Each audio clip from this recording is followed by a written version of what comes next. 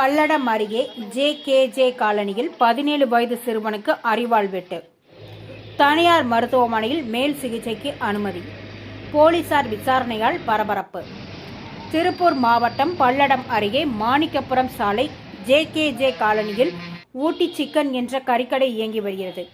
இதில் மணி 17 என்ற சிறுவன் வேலை செய்து வருகிறான். இந்நிலையில் அதே பகுதியை சேர்ந்த ஆட்டோ ஓட்டுநரான வீரா என்ற நபர் மது போதையில் எதிரே உள்ள கடைக்கு சென்றுள்ளார். அப்போது முன்விரோதம் காரணமாக இருவருக்கும் இடையே வாக்குவாதம் முற்றி போய் நடுரோட்டில் கைகலப்பில் ஈடுபட்டனர்.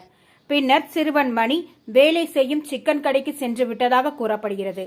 இதனைத் தொடர்ந்து மதுபோதை தலைக்கேறிய நிலையில் வீரா சிறுவன் மணி வேலை செய்யும் கடைக்கு சென்று மீண்டும் தகராறில் ஈடுபட்டுள்ளார். ஒரு கட்டத்தில் ஆத்திரமடைந்த வீரா கடையினுள் இருந்த அரிவாளை எடுத்து மணியின் தலையில் சரமாரியாக வெட்டிவிட்டு பின்னர் அங்கிருந்து தப்பியோடி விட்டதாக கூறப்படுகிறது.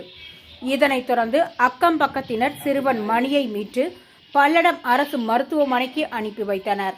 மேலும் முதலுதவி சிகிச்சை அளிக்கப்பட்டு பின் மேல் சிகிச்சைக்காக தனியார் மருத்துவமனைக்கு அனுப்பி வைத்தனர்.